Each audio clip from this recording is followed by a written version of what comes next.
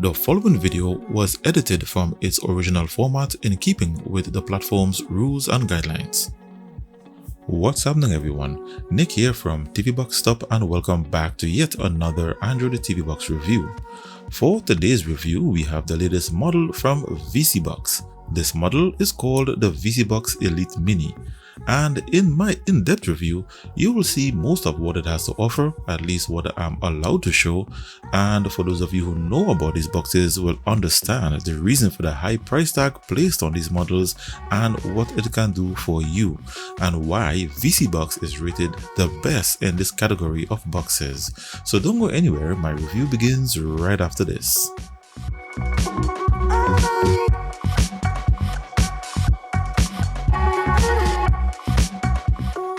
So I'm back and let's get started. So in this purchase, you have your usual contents, starting with the vSeeBox Elite model itself. You get one Bluetooth voice remote with IR learning keys. You get one HDMI cable, one external antenna, a 5V 2A DC power adapter, and a user manual. Its design consists of its usual plastic shell with the vSeeBox branding. For I/O, you get one HDMI 2.1 port, one optical audio, one AV port, one Ethernet LAN port, two USB 2.0 ports, a micro SD card reader, the connector pin for the external antenna, and its DC power socket. At the front, you have an LED power light and LED display. And below the box, you have four rubber feet cutouts for wall mounting and ventilation holes. So upon first startup, you have the vSeeBox animation, followed by the pairing of the Bluetooth remote, then the first startup wizard, then you are taken to the launcher. So here I'm at the launcher. It's your standard vSeeBox launcher and it's called the Grape launcher. It features horizontal scrolling panels. The operating system is Android TV OS, so you don't get a navigation bar or status bar. At the bottom, it does however come with shortcuts to its settings area. You have launcher settings where you can add parental control. You can assign startup apps. You can perform firmware updates. You can reset the launcher, and you can use custom wallpapers. If the box's memory is filled and the box starts to move slowly, you can free up system resources by clicking on the one-click memory cleaner button. Its basic system information shows that its operating system is Android 12 tvOS. Here is its current firmware build information, but unfortunately you do not get access to developer options, so take note of that if you intend to purchase. Let's now take a look at its firmware features. For display, you get up to 4K 2160p at 60Hz. You get HDR display with an auto HDR feature. You get up to 10-bit color depth. For video decoding, you only have HDR10. It does not support HDR10+, HLG, AV1 or Dolby Vision. You get auto frame rate switching, HDMI CC options, Google Assistant. You get surround audio pass-through, but no hardware surround sound audio decoders. Let's take a look at its system and hardware information. So this chipset is Allwinner and it runs on 4GB of RAM and 32GB of internal storage with Bluetooth 5.0. Its CPU is the Allwinner H616, a quad-core Cortex A53 processor clocked at 1.5 GHz configured in 32-bit mode. Its display is powered by the Mali G31 GPU with Open GLES version 3.2 support. It supports dual-band 2.4 plus 5 GHz Wi-Fi. Its Android version is Android 12 and the firmware is not rooted. Its GPU has Vulkan support API version 1.1. They disabled the temperature sensor. Under decoders, you get 4K HDR video decoders, no AV1 decoder or Dolby Vision decoders. For audio, you get Dolby Atmos EAC3 and DTS HD. Moving on to its digital rights management and Netflix. Its DRM information shows that it has Google Widevine Level 1 with HDCP 2.2 protection. This level of protection is sufficient to play movie streaming services in HD and 4K, such as Netflix.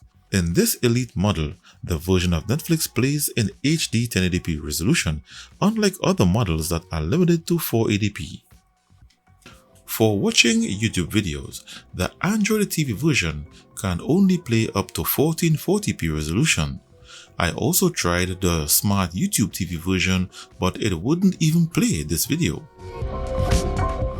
I will now test its 4K HDR video playback capabilities using self-hosted videos. So this is an HDR10 video and it triggers the HDR10 feature.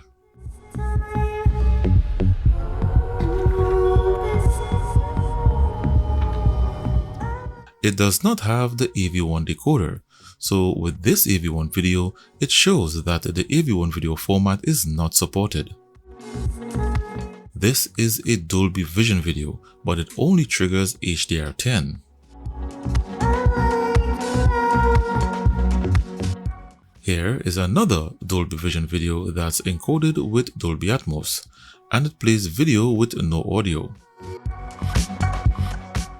This is an HDR10 Plus video, and it also triggers HDR10 with no audio.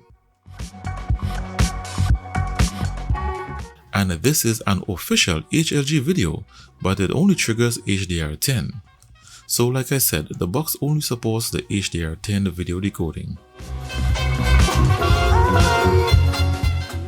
So I tried connecting the box to my surround sound AV receiver, but unfortunately, no matter the configuration or setting, the box does not output any Dolby surround sound audio format.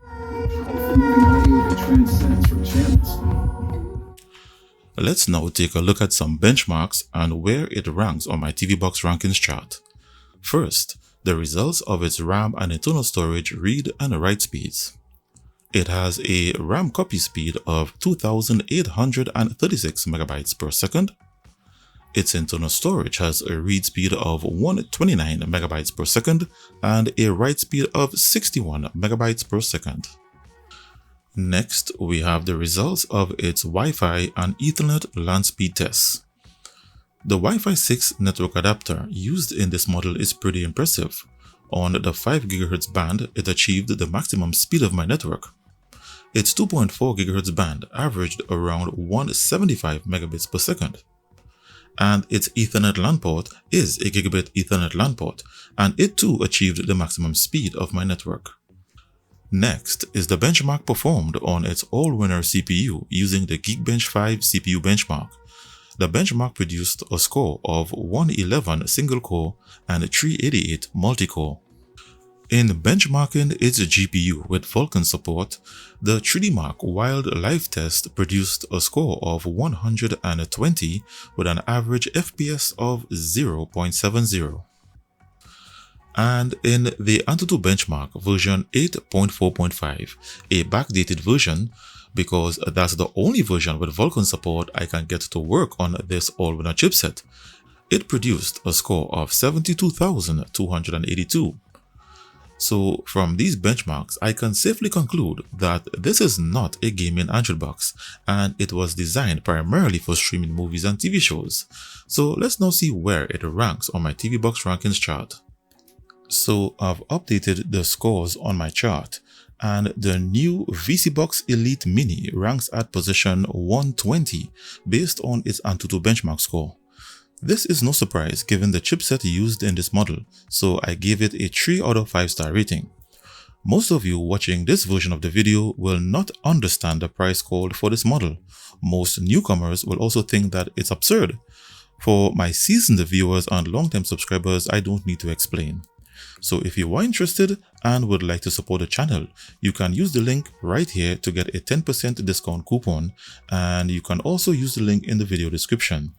So if you would like to view this chart to compare its benchmarks and features to other boxes in this list, use the link provided in the description below. In summary, The Elite Mini, when it comes to hardware, to be quite honest, is a cheap Android box that can't be used for anything other than streaming movies and TV shows. As for the ridiculously high price charged for this model, well, there isn't much I can say in this video without breaking the rules. So for more information where that is concerned and about the included modified version of Netflix, send me an email at tvboxstop@gmail.com. So viewers, there you have it. This was my review of the new vSeeBox Elite Mini Android TV box. If you are interested and you're looking for a 10% discount, use the link provided in the description below this video. Thanks for watching. Give this video the thumbs up to show your support. If you are new to the channel and would like to keep up to date with the latest in Android boxes, mini PCs and accessories, then click the subscribe button and don't forget to ring the notifications bell to receive notifications each time I release a new video, offer second-hand prices, or decide to do a giveaway. Thanks for taking the time to watch this video. Stay connected and see you in the next one.